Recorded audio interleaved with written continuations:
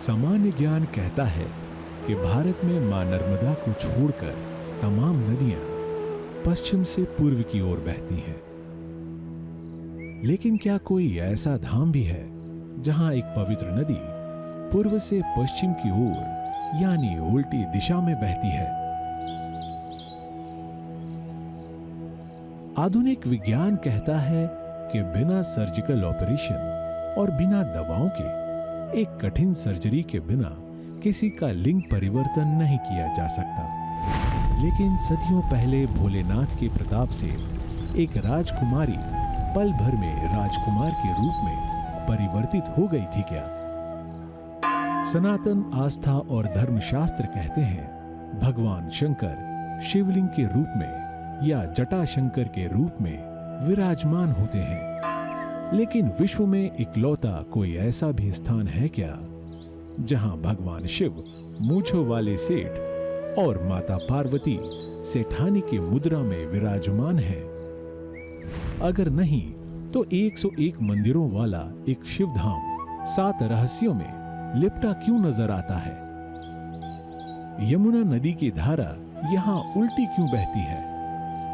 और मन्नत वाले महादेव संतान प्राप्ति का आशीर्वाद क्यों देते हैं? इन्हीं रहस्यों की पड़ताल में न्यूज नेशन की टीम पहुंची दिल्ली से लगभग 250 किलोमीटर दूर आगरा, जहां से करीब 80 किलोमीटर दूर है भगवान शिव का वो स्थान जिसे बटेश्वर धाम के नाम से जाना जाता है।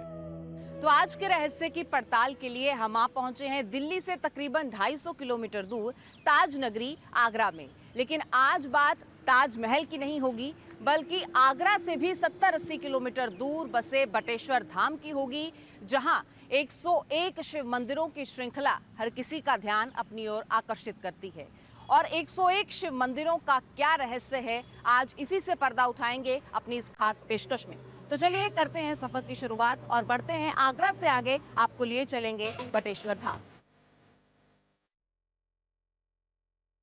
यमुना नदी के किनारे बसा उत्तर प्रदेश का एक शहर आगरा, जहां मध्य युग में मुगल विरासत ने आकार लिया और फिर उसे पूरे उत्तर भारत में विस्तार मिला, जहां का भूगोल अपनी साक्षी संस्कृति और विश्वविख्यात ऐतिहासिक इमारतों से चकित करता है, जहां 17वीं सदी में यमुना नदी के किनारे बना प्रेम और वास्तुकला का अद्भुत नमूना ताजमहल दुनिया भर के पर्यटकों को आकर्षित करता है। उसी आगरा शहर से लगभग 80 किलोमीटर दूर कलकल बहती इसी यमुना नदी के किनारे भगवान शिव का बटेश्वर धाम अपनी ऐतिहासिक और धार्मिक विरासत पर इतराता है, जो अपनी पौराणिक धरोहर से कदम कदम पर चकित करता है। आज जिस रहस्य की पड़ताल में हम दिल्ली से लगभग 350 किलोमीटर और आगरा से 70 किलोमीटर की दूरी पर मौजूद हैं, वो रहस्य छुपा है आगरा के बटेश्वर धाम में। अपने आप में कई रहस्य समेटे हुए बटेश्वर धाम 101 शिव मंदिरों की ऐसी श्रृंखला है जो भारत में और कहीं देखने को नहीं मिलती।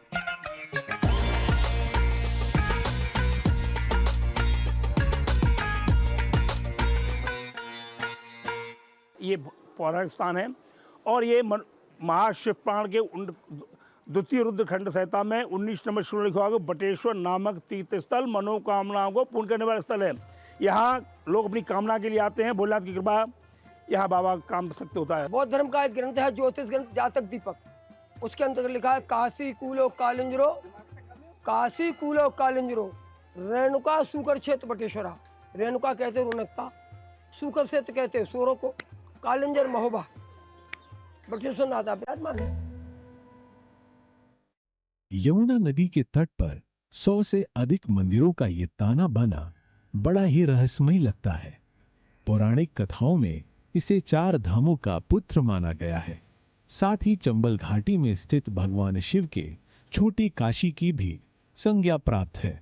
यह मंदिर आध्यात्मिकता, इतिहास और जटिल वास्तुशिल्प का अद्भुत उदाहरण नजर आता है।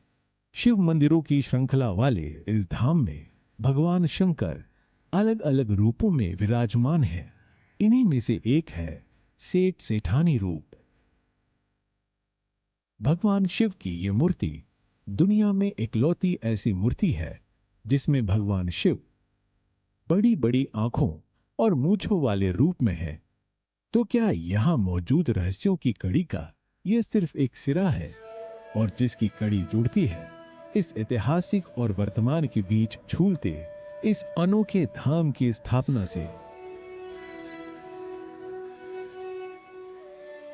क्योंकि ये प्रतिमा इतनी खास है कि कहीं और ऐसी प्रतिमा आपको पूरे विश्व में देखने को नहीं मिलती, तो इसके बारे में कहानियां भी कई प्रचलित हैं। कहा जाता है कि यहाँ पर सेठ सेठानी के रूप में शिव और पार्वती क्यों विराजमान है, इसके पीछे एक अनन्य भक्त की भक्ति की कहानी है। कथा कहती है कि सदियों पहले यहाँ के राजा बदन सिंह भदौरिया और पड़ोसी राज के तत्कालीन राजा परमार दोनों की रानियां गर्भवती थीं। दोनों मित्रों ने आपस में समझौता किया कि जिसे भी कन्या होगी वो दूसरे के पुत्र से विवाह करेंगे। लेकिन विडंबना ऐसी हुई कि दोनों राजाओं के यहां पुत्री ने ही जन्म लिया। परंतु राजा बदन सिंह ने राजा परमार के पास झूठी खबर भिजवा दी कि उनको पुत्र रत्न की प्राप्ति हुई है। समय बीतता गया और राजा परमार अपनी कन्या के विवाह के लिए बदन सिंह के पुत्र का इंतजार करते रहे। एक दिन बदन सिंह भदौरिया की बेटी को पता चला कि उसके पिता ने राजा परमार से झूठ बोला है और अपनी लड़की से शादी करने का वचन दिया है। पिता के वचन को पूरा करने के लिए वो इसी स्थान पर शिव की कठोर तपस्या करने लगी, और फिर पिता की लाज और विनती ना सुने जाने के कारण उसने आत्महत्या के लिए यमुना नदी में छलांग लगा दी। लेकिन कहते हैं कि इसके बाद एक चमत्कार हो गया, जिस चमत्कार ने राजा बदन को जन्म दिया होगा। जैसे यमुना में बेटी नीचे पहुंची, भगवान शिव समाधित थे। उन्होंने कहा आइए पुत्र को, नहीं पुत्री है, कि आइए पुत्र को, नहीं पुत्री है, कि आइए पुत्र के पुत्र है तो आप हमें ऊपर लेकर चलो। अंक में शिव जी को भर लिया। तो भगवान स्वयं श्री बटेश्वर नाथ ब्रह्मलाल जी महाराज के नाम से जाने जाते हैं, वो स्वयं यही महाराज जी हैं। इनकी कृपा से लड़की से लड़का बने। और जब उसका बदन परिवर्तन हो गया तो उनका नाम फिर रखा गया बदन सिंह। और बदन सिंह जी ने यहाँ 101 भगवान शंकर के मंदिरों का निर्माण कराया। तो क्या वाकई सदियों पहले इस नदी ने एक चमत्कार दिखाया होगा? इसी कारण से राजा बदन सिंह ने यहाँ भगवान शिव के 101 मंदिरों की श्रृंखला बनवाई होगी और अपने लाज बचाने वाले भोलेनाथ के चेहरे पर क्षत्रियों के शान माने जाने वाली मूछें भी बनवा दी होंगी, और फिर यहाँ शिव पार्वती को सेठ सेठानी की मुद्रा में स्थापित कर विश्व का इकलौता ऐसा मंदिर बनवाया होगा। तो उन्होंने अपना स्वरूप बना दिया भोलेनाथ। आपने ये क्यों भाई ठाकुर है, भदौरिया है, तो उनका मतलब जो क्षत्रिय होता है मूछों सवाल होता है कि मेरी मूछों, और ये भगवान शिव को सब मूछों वाला बना दिया कि भोलेनाथ तुमने हमारी बड़ी इज्जत रखी है, तुम्हारी मूछों से हमारी इज्जत रखी है, हम आपको मूछों वाला बना देते हैं। तो यहाँ भोलेनाथ सेठ सेठानी के स्वरूप में है, और भारत में से दूसरी प्रतिमा कहीं है नहीं। उनकी जो मानसिक रूप से जैसी उनकी मूर्ति रही होगी, उन्होंने अपनी उसी को उकेरा आके और उसी तरीके के कारीगरों से मूर्ति का निर्माण करा है। कहते हैं कि शिव जी ने क्योंकि उनकी लाज बचाई, तो यहाँ पर शिव के आभार स्वरूप उन्होंने इन तमाम मंदिरों की श्रृंखला का निर्माण कराया।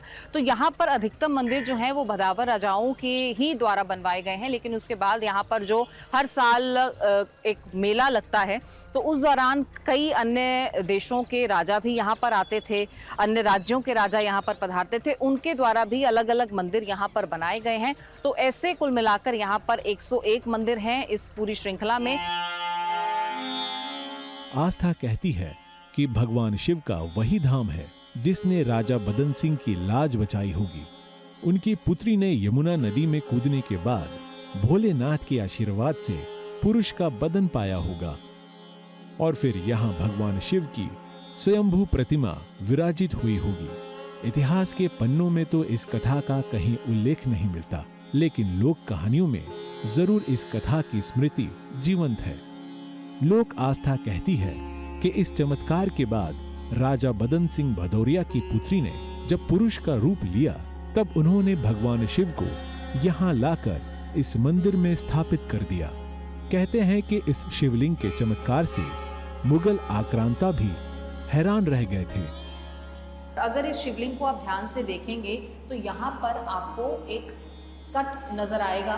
कहते हैं कि जब मुगल आक्रांताओं ने ये यहाँ पर जब प्रहार करने की कोशिश की तो कई मंदिर थे जो यहाँ ध्वस्त किए गए, लेकिन जब यहाँ इस शिवलिंग पर वार किया गया तो कहते हैं कि यहाँ जो तलवार की धार आई तो तलवार यहाँ पर टूट गई। पहली धार मारी तो वो दूध की धार थी, और जब दूसरा कट यहाँ पर मारा गया तो कहते हैं कि यहाँ से पानी की धार निकली। और उसके बाद फिर औरंगजेब के उन शासकों और मुगल शासकों ने ये माना कि यहाँ पर कोई ना कोई चमत्कार है, यहाँ पर उनकी तलवार टूट गई और यहाँ से धारा बहने लगी। तो उसके बाद कहते हैं कि इनकी शक्ति के आगे वो नतमस्तक हुए। ये एक ऐसा धाम है जहाँ से महादेव की अटूट आस्था जुड़ी है। मान्यता है कि यहाँ बरगद के पेड़ के नीचे महादेव विश्राम किया करते थे, इसीलिए इस धाम का नाम बटेश्वर धाम पड़ गया। इस धाम के तमाम अजूबों में एक अजूबा माना जाता है यहाँ पर बहती यमुना की उल्टी धारा। वैसे तो यमुना नदी पश्चिम से पूरब की ओर बहती है, लेकिन चंबल के बेहड़ों में इस धाम तक आकर यमुना की धारा उलट जाती है। नदी की धारा पूरब से पश्चिम की ओर मुड़ जाती है और इस धाम के पास अर्धचंद्राकार रूप लेकर आगे बढ़ जाती है। कहते हैं कि मां नर्मदा को छोड़कर भारत की तमाम नदियां जो हैं वो पश्चिम से पूर्व की तरफ बहती हैं, लेकिन अगर मैं आपको कहूं कि यमुना नदी भी कहीं पूरब से पश्चिम की तरफ बहती है मां नर्मदा की तरह उल्टी दिशा में, तो शायद आप यकीन नहीं करेंगे। लेकिन इस वक्त जिस स्थान पर मैं मौजूद हूं वो वही स्थान है जहां पर मां यमुना विपरीत दिशा में बहती है।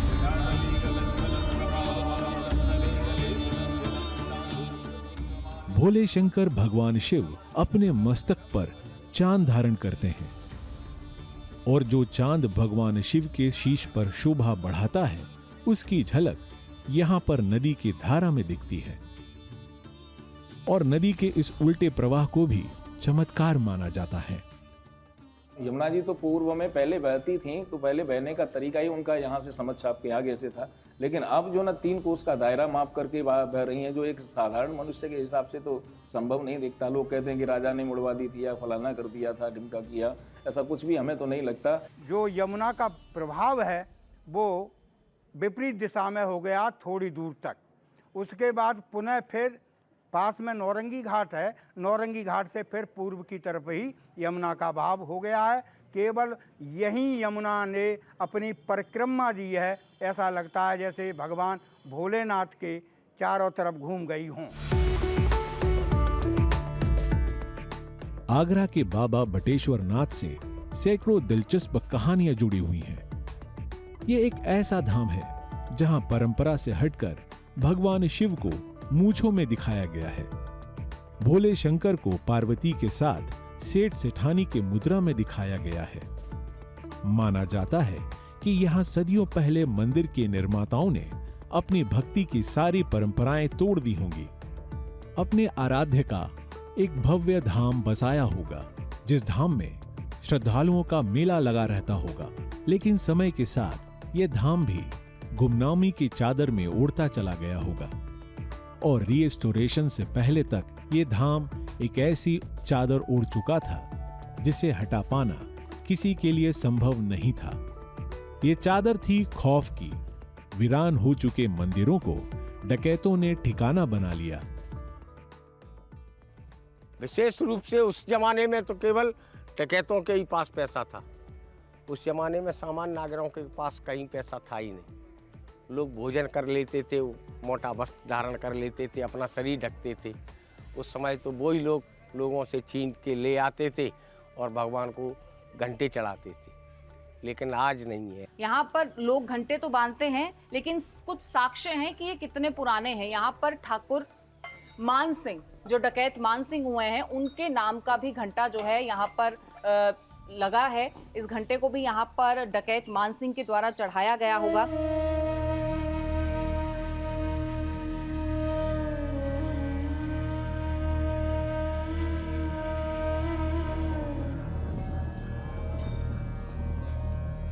बटेश्वर धाम के रेस्टोर होने के बाद डकैतों की एक प्रथा आगे बढ़ गई।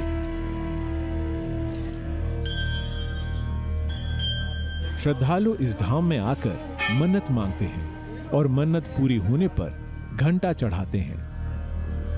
एक ऐसी परंपरा जो कभी डाकुओं ने शुरू की थी। लोग अपनी कामना के लिए घंटा बोलते हैं, बोला तुम्हारा कार्य सिद्ध हो जाए, हम आप पर घंटा चलाएंगे। भोलेनाथ की कृपा से आने वाले भक्तों के कार्य सिद्ध होते हैं, जिसका जैसा भाव है। ये आप देखें सबसे लोग घंटा लगा हुआ है, ये 14 कुंटल का है, माननीय पर्यटक मंत्री द्वारा चढ़ा हुआ है। हमारा एक्सीडेंट हो गया था, तो गंभीर चोटें आई थी, तो हमने कहा तो हम भोले बाबा में घंटा चढ़ाएंगे। तो अब हम ठीक हो गए तो हम अपने घंटा चढ़ाने आए। ये जैसे कुछ मामता जैसे कर दी तो हम उसको पूर्ण करने आते, वो हमारी मामता पूरी कर देते हैं। जैसे घंटा मान दिया हमने कि हमारा काम ये सिद्ध हो जाए तो हम घंटा चढ़ाएंगे, हमारा शंकर भोले बाबा है। तो मामता पूरी हो गई तो इसलिए घंटा चढ़ाया। तो क्या मानता आपने मांगी? हमने मांगी थी कि वो हम बीमार रहते थे तो इसीलिए फिर हमने मानता कि हम ठीक हो जाए तो भोले बाबा घंटा चढ़ाएंगे। लोग कहते हैं कि जिस मंदिर को कभी एक राजा ने एक लड़की के लड़का बन जाने पर बनवाया था, उस मंदिर में कभी डाकू जान बच जाने की मन्नत मांगा करते थे और घंटा चढ़ाते थे। वो मंदिर आज भी मन की मुरादें पूरी करता है और उनमें से सबसे ज्यादा मुरादें मांगी जाती हैं संतान प्राप्ति की। यहाँ शिव की उपासना के लिए महिलाएं भी आती हैं और इन्हें संतान प्राप्ति के शिव भी कहा जाता है। इस मंदिर को लेकर ये भी मान्यता है और ऐसे बहुत सारे केसेस यहाँ के लोग भी बताते हैं। आप जो मेरे पीछे नारियल का ये ढेर देख रहे हैं, ये वही प्रसाद स्वरूप उन महिलाओं द्वारा चढ़ाए गए हैं जो यहाँ पर अपनी कोख हरी करने के लिए, अपनी कोख सूनी कोख भरने के लिए प्रार्थना लेकर आती हैं। इस धाम में निसंतान दंपतियों के साथ हुए तमाम चमत्कारों की कहानी मिलती है, जिन कहानियों को यहाँ के पुजारी भी सुनाते हैं और श्रद्धालु भी सुनाते हैं। मेरे बच्चे की तबीयत खराब थी, न्यूबॉर्न बेबी था जिसको हमने एडमिट कराया था। 15 दिन तक एनआईसीयू में रहा था। तो मैंने 1.25 लाख महामृत्युंजय मंत्र का संकल्प लिया था कि जब मेरा बच्चा स्वस्थ हो जाएगा तो मैं ये जाप कराऊंगा। अब वो बच्चा स्वस्थ है और मैं आज जाप करा रहा हूँ। 5 दिनों का ये कार्यक्रम है। ये आस्था का चमत्कार है। मेडिकल साइंस अपनी जगह है और अध्यात्म और ये चमत्कार अपनी जगह है। डॉक्टरों ने अपनी पूरा प्रयास किया, बाकी हमने जो अपने संकल्प लिए थे उसका भी प्रभाव है, क्योंकि ऑलरेडी 2021 में मेरा एक बच्चा एक्सपायर हो चुका था।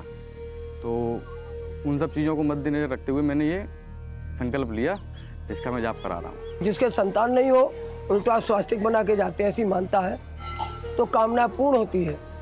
शादी होने के बाद दूल्हा दुल्हन आएंगे तो प्रथम पूजन भोलेनाथ का करेंगे, फिर अपने घर जाएंगे। फिरोजाबाद, सिरसागंज, ऐसे यहाँ दसियों लोग हैं जिनके डॉक्टरों ने मना कर दिया, जिनकी अवस्थाएं 35 से और 40 के बीच की थी। उन लोगों से डॉक्टरों को दवा करा के वो लोग थक गए, चारों तरफ से हार गए, कहीं कोई रास्ता नहीं दिखा। तो उन्होंने भगवान शंकर पे आकर के अपनी मनोकामना को कहा, भगवान का अभिषेक किया, रुद्राभिषेक किया और भगवान से अपनी कामना को कहा। और आज उनके यहाँ 2-2, 3-3 पुत्र हैं। महाशिव पुराण के कोटि रुद्र संहिता के दूसरे अध्याय में इस धाम का जिक्र मिलता है, लेकिन मान्यता भगवान कृष्ण से भी जुड़ी है। पुराणों में कहा गया है कि बटेश्वर धाम भगवान कृष्ण के पितामह राजा शूरसेन की राजधानी हुआ करती थी। महाभारत काल में वासुदेव की बारात बटेश्वर से मथुरा गई थी। जरासंध ने मथुरा पर आक्रमण किया तो बटेश्वर भी नष्ट हो गया। महाभारत युद्ध के दौरान बलभद्र विरक्त होकर इसी स्थान पर आए थे और लोक श्रुति है कि कंस का शरीर बहते बहते यहीं कंस किनारा पर लगा था। मथुरा की महिमा न मंडित हो जाए इसलिए आचार्य लोग छिपा जाते हैं। भगवान कृष्ण की पैतृक जन्मस्थली बटेश्वर, इधर हल्दर का भाग कहलाता था, तो भगवान कृष्ण की जन्मभूमि थी। यमुना ने 2 भागों में बांट दिया था बटेश्वर को। ये राजा थे, राजा श्री कृष्ण भगवान के माँ बाप की जन्मभूमि है। और शूरसेन जी कौन हुए, उनके दादा? ये दादा परदादा थे। श्री कृष्ण भगवान के जो कारागार में डाल दिए हैं, नहीं, ये श्री कृष्ण भगवान की जन्मभूमि यही है। हाँ, बंदी बना दिए गए वसुदेव जी को, जब से वहाँ जन्म हो गया, नहीं जन्म यहाँ था। तो क्या वाकई बटेश्वर धाम एक ऐसा धाम है जिससे 7 सस्पेंस जुड़े हैं? आखिर यमुना में डुबकी के बाद एक बेटी के बेटा बन जाने के पीछे की सच्चाई क्या है? आखिर एक बादशाह के चमत्कृत हो जाने की सच्चाई क्या है? देखिए, इसके प्रमाण नहीं है। इतिहास में केवल इतना प्रमाण है, बादशाह नामक एक ग्रंथ है, उसमें इनका रेफरेंस मिलता है कि इन्होंने एक पागल हाथी से किसी सेवक को बचाया था।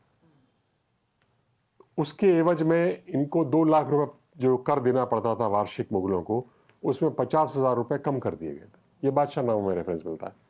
तो ये लड़के लड़की वाली कहानी मिथक हो सकता है, कोई कथा हो सकती है, प्रमाण नहीं है। महादेव का ये धाम रहस्य की परतों में दबा हुआ है, लेकिन एक सच जरूर है कि भगवान शिव यहाँ पर पत्नी पार्वती के साथ सेठ सेठानी की मुद्रा में दिखते हैं, जो अन्यत्र कहीं नहीं दिखता। भगवान शिव यहाँ पर मूछों के साथ दिखते हैं, जो हिंदू धर्म और भगवान शिव के दरबार में विरले ही दिखता है। धराधरेन्द्र नंदिनी कुचाग्र चित्र पत्र प्रकल्पनैक शिल्पनेन्द्र लोचने रतिर्भम। मूछों वाले शिव, सेठ सेठानी की मुद्रा में शिव, कहीं मोटेश्वर महाराज तो कहीं पंचमुखेश्वर महाराज। अब यहाँ पर इस धाम में आज हमने हर शिवलिंग के हर शिव स्वरूप के दर्शन किए। रहस्य की आज की इस पड़ताल में हम आ पहुंचे थे बटेश्वर धाम, जो अपने आप में अलौकिक शिव धाम है, जिसे छोटी काशी भी कहा जाता है, जहां से मनोकामनाएं पूर्ण होती हैं। बहुत प्राचीन मूर्तियां जिनके रहस्य कहानियां कई हैं, और साथ ही साथ यमुना जी के यहाँ उल्टे बहने का भी जो रहस्य है वो भी हमने आज यहाँ के पुजारियों से समझा। यहाँ पर घंटों की कहानियाँ जो अब तक सुनी थी, वो आज यहाँ मौजूद अनगिनत घंटों को देखकर हमने समझने की भी कोशिश की। तो आज के इस रहस्य में फिलहाल के लिए इतना ही, और भक्त जो अटूट आस्था के साथ इस शिवधाम में सदियों सदियों से आ रहे हैं, वो आने वाली सदियों तक भी यहाँ आते रहेंगे। फिलहाल इजाजत दीजिए, बने रहिए न्यूज़ नेशन के साथ। नमस्कार।